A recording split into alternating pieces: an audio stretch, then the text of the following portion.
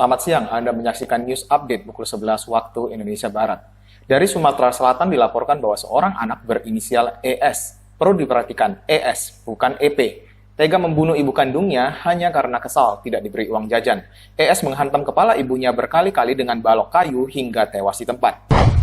Sementara dari Gresik dilaporkan bahwa seorang anak tega membunuh ibu kandungnya sendiri karena sering dimarahi. Seorang anak berinisial R tega menebas leher ibunya sendiri yang berusia 55 tahun dengan sebuah celurit hingga tewas. R emosi karena sering dimarahi oleh ibunya.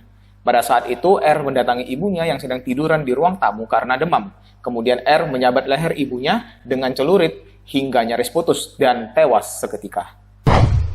Kita beralih ke Mataram. Seorang anak tega membunuh ayah kandungnya sendiri lantaran kesal dibangunkan dari tidurnya untuk melaksanakan ibadah.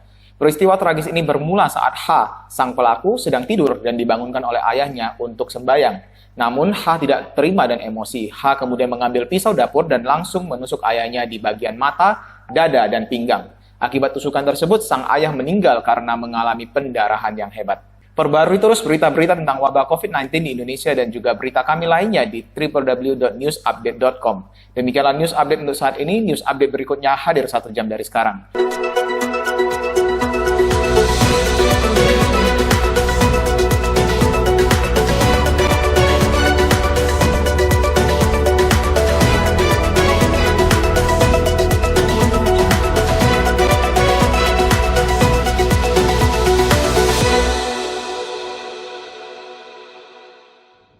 Ya teman-teman, apa pendapat kalian setelah kalian mendengar berita tadi?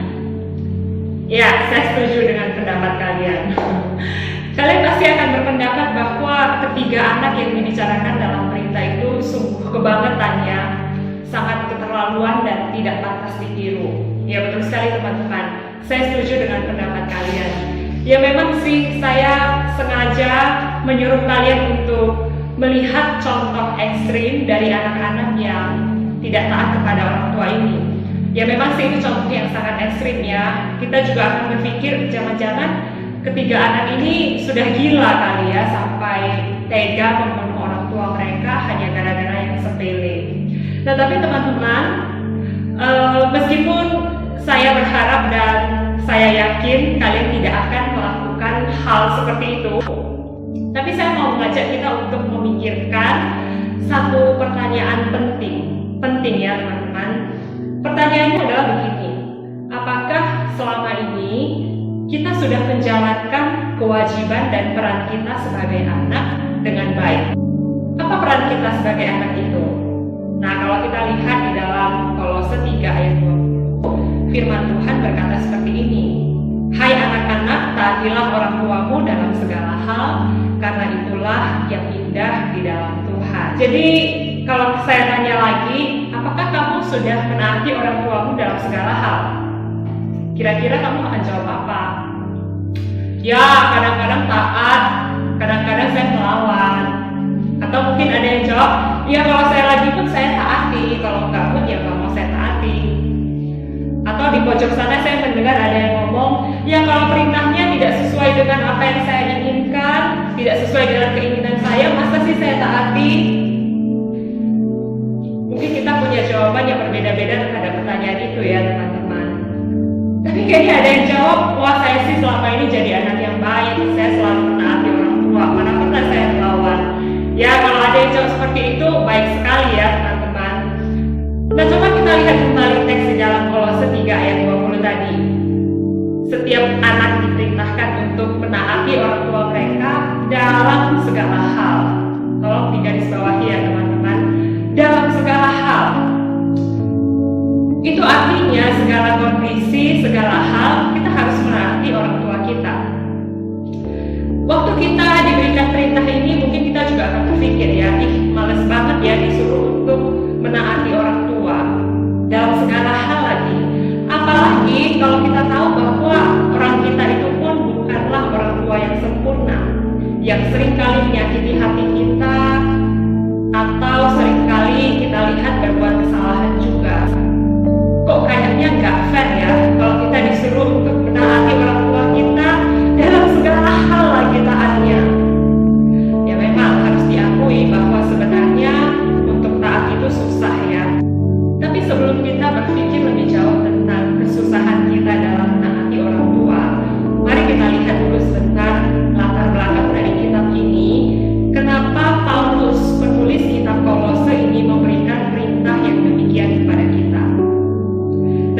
teman-teman, kitab Kolose ini ditulis oleh Paulus kepada jemaat di Kolose yang pada saat itu sedang berada di dalam ombak-ambing pengajaran palsu. Mereka sedang diperhadapkan pada pengajaran yang tidak benar yang diajarkan oleh guru-guru palsu itu. Nah, maka untuk mengcounter pengajaran guru-guru palsu ini, Paulus mengajarkan inti ajaran kekristenan yang berpusat hanya kepada Kristus. Paulus katakan bahwa Kristus itu sudah mati untuk kita, maka kita pun harus mati dan menanggalkan manusia lama kita yang dulunya hidup di dalam dosa. Tapi Kristus bukan hanya mati, Kristus itu hidup kembali dan bangkit. Kabar baiknya adalah ketika Kristus bangkit, maka kita pun turut dibangkitkan bersama dengan Kristus. Nah, oleh karena itu sekarang status kita setelah dibangkitkan bersama dengan Kristus adalah menjadi manusia baru.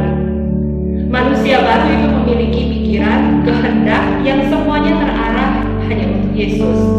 Nah, oleh sebab itu, kunci bagi manusia baru ini tertulis di dalam Kolose 3 ayat 17 yang berbunyi seperti ini.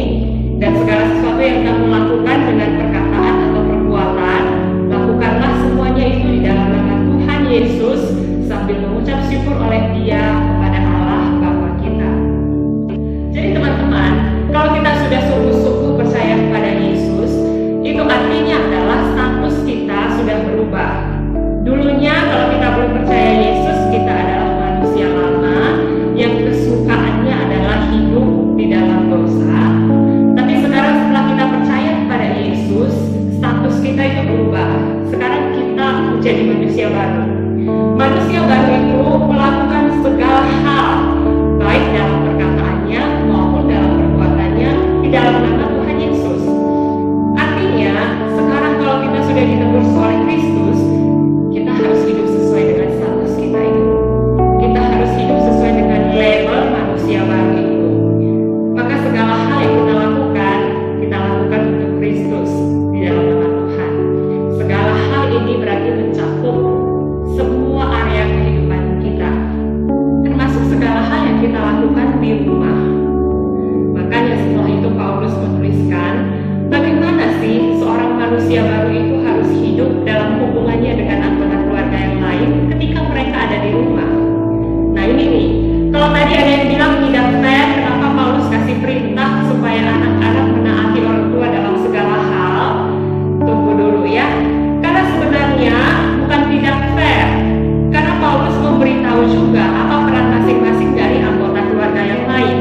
Jadi Paulus bukan hanya beri perintah kepada anak-anak, tapi dia juga beri perintah kepada istri harusnya bagaimana, kepada suami harus bagaimana, anak-anak harus bagaimana, orang tua harus bagaimana, bahkan sampai hamba, sampai budak yang ada dalam satu rumah itu pun Paulus kasih tahu mereka harus bagaimana. Nah, orang tua itu juga dikasih peran, dikasih perintah di ayat 21 untuk tidak menyakiti hati anaknya. Nah, tapi karena kita semua belum jadi orang tua, maka kita fokus pada peran sebagai anak saja ya. Anak itu harus bagaimana teman-teman? Ya, seperti yang tadi ya dikatakan, anak itu harus taat kepada orang tuanya dalam segala hal. Catat sekali lagi ya, dalam segala hal. Itu berarti apapun yang diperintahkan oleh orang tua kita, bukan hanya perintah yang kita sukai saja, tapi dalam segala hal kita harus menaati mereka. Cuman ada satu pengecualian untuk hal ini, yaitu jika orang tua itu memberikan perintah yang bertentangan dengan firman Tuhan, kita boleh tidak menaatinya, karena jelas kita harus lebih menaati Tuhan daripada menaati manusia. Misalnya nih, kalau kamu diberi perintah oleh orang tuamu disuruh untuk mencuri atau membunuh, kamu taati nggak? Tentu tidak taati, karena perintah itu bertentangan dengan firman Tuhan. Tapi saya yakin kok, orang tua kalian nggak mungkin kan memberi perintah seperti itu. Saya kenal kok, rata-rata dengan orang tua kalian semuanya baik-baik, tidak akan mungkin kasih perintah seperti itu kan. Nah jadi teman-teman, Paulus berikan perintah ini dengan asumsi bahwa para orang tua itu pun juga adalah manusia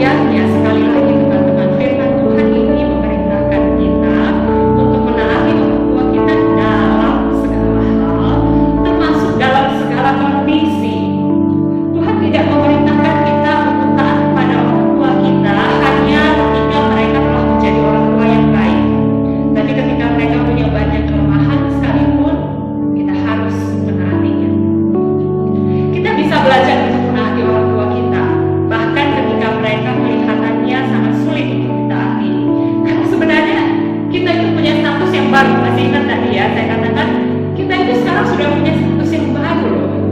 Kita itu sekarang punya identitas yang baru sebagai manusia yang baru. Nah, manusia yang baru itu harusnya memiliki pikiran dan kehendak yang fokusnya itu pada Tuhan. Terlebih lagi Tuhan katakan seorang manusia baru itu ada Roh Kudus di dalam dirinya yang akan menuntun dan memimpinnya. Ya, hanya saja kita harus lebih taat dulu terhadap pimpinan Roh Kudus sehingga kita bisa taat melakukan firman dan akhirnya kita bisa taat pada orang tua kita. Lalu bagaimana cara praktisnya supaya kita bisa taat kepada orang tua kita? Teman-teman, kita bisa taat kalau kita mengasihi terlebih dahulu. Sebab ketaatan itu adalah bicara soal relasi. Jadi mulailah untuk belajar mengasihi orang tuamu. Kalau selama ini kamu rasa kamu belum cukup mengasihi orang tuamu, ayo belajar untuk mengasihi mereka lebih lagi. Bagaimana caranya untuk bisa belajar mengasihi mereka? Yang pertama, ingatlah bahwa mereka itu telah terlebih dahulu mengasihi kita. Kita ada di dunia ini sampai saat ini karena kasih dari orang tua kita.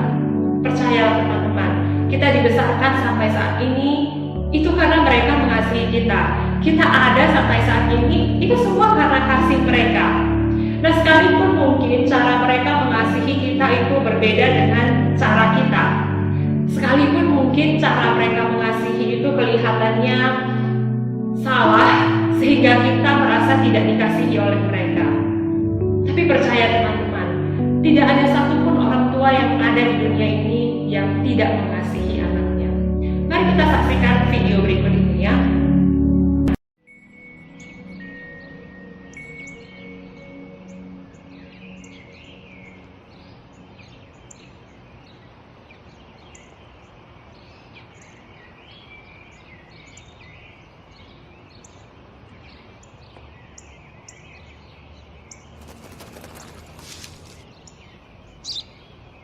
Τι είναι αυτό? Ένα σπουργίτη.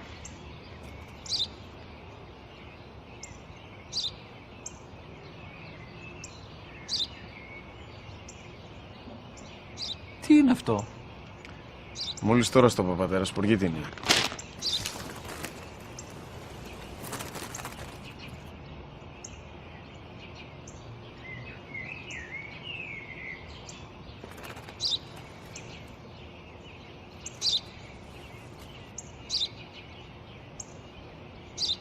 Τι είναι αυτό?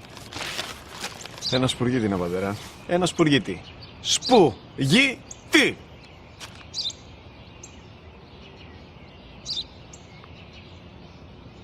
Τι είναι αυτό? Γιατί το κάνεις αυτό το πράγμα, μπορείς να μου πεις? Τόσες φορές σου είπα, είναι ένα σπουργίτη! Δεν το καταλαβαίνεις!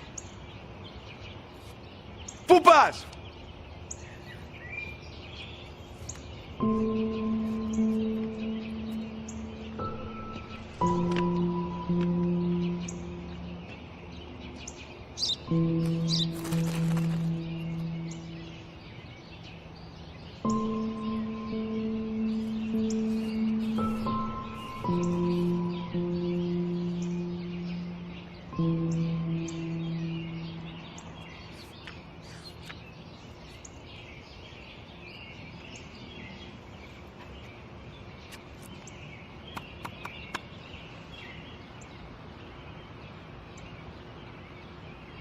Δυνατά. Σήμερα ο μικρός μου γιος που πριν λίγες μέρες έκλεισε τα 3 καθόταν μαζί μου έξω στο πάρκο όταν ένα σπουργίτη ήρθε και κάθισε απέναντί μας. Ο γιος μου με ρώτησε 21 φορές τι ήταν αυτό και του απάντησα και τις 21 φορές ότι ήταν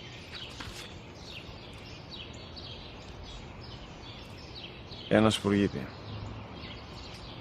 Τον αγκάλιασα τρυφερά και τις 21 φορές που μου έκανε την ίδια ερώτηση, ξανά και ξανά, χωρίς να εκνευριστώ, νιώθοντας στοργή για το αθώο μου αγοράκι.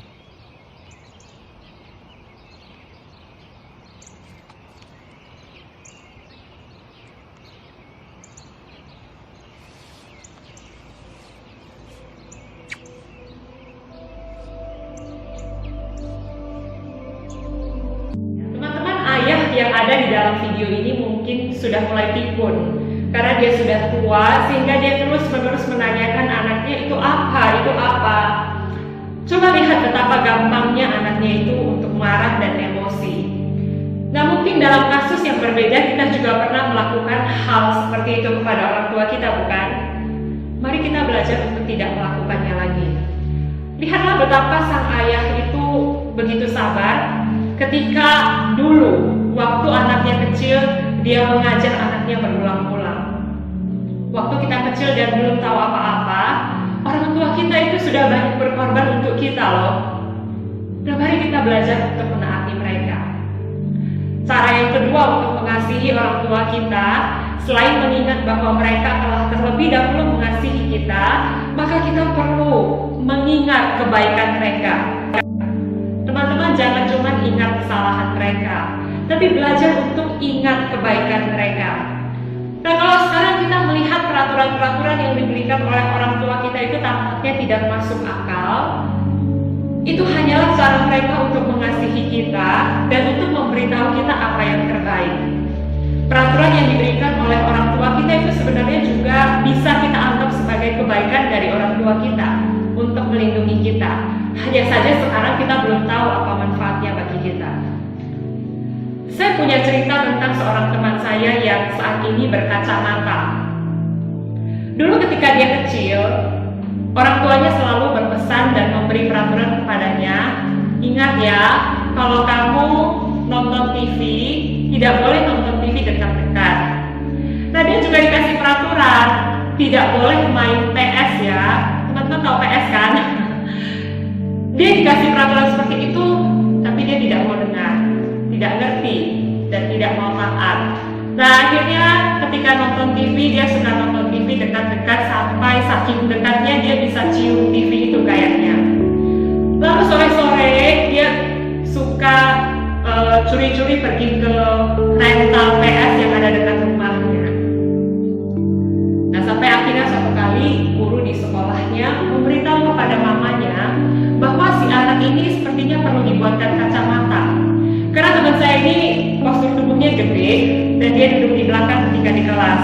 Dan ketika di kelas, dia tidak bisa lihat tulisan yang ada di papan tulis.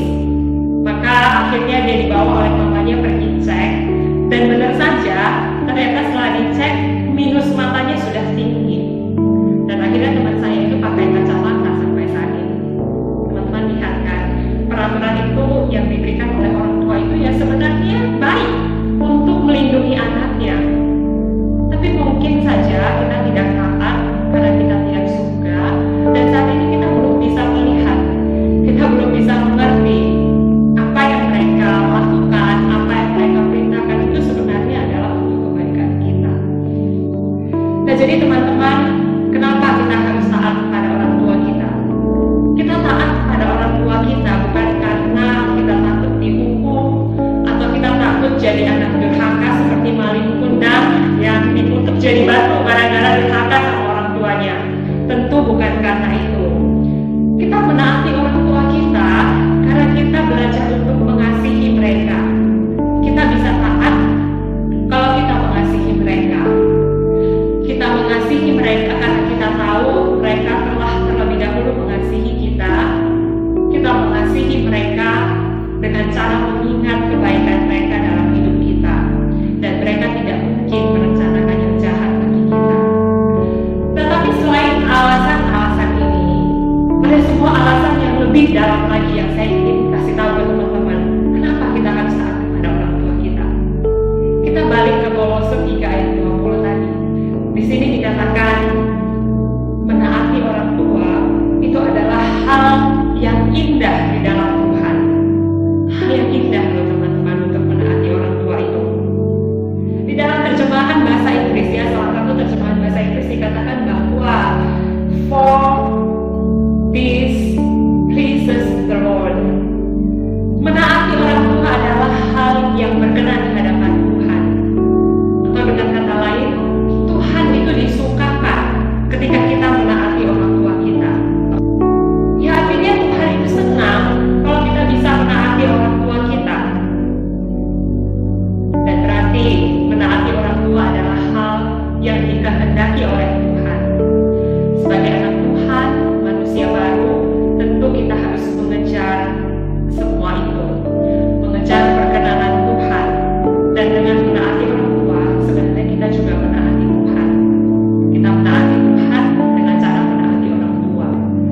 Jadi semua ada kaitannya, ada hubungannya teman-teman.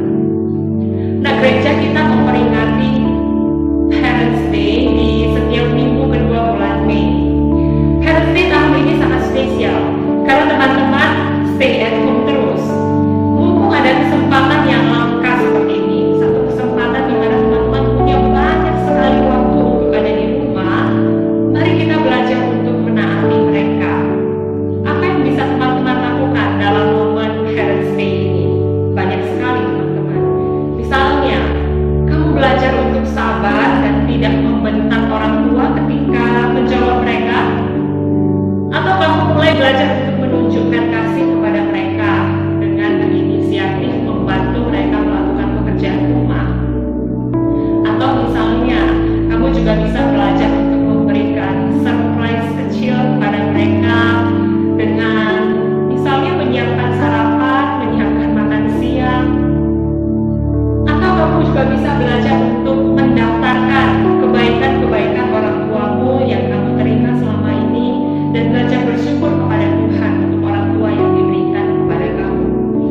Tentu saja orang tua kita bukan orang tua yang sempurna, tapi Tuhan mempercayakan mereka untuk menjadi orang tua yang mendidik dan membesarkan kita sampai saat ini.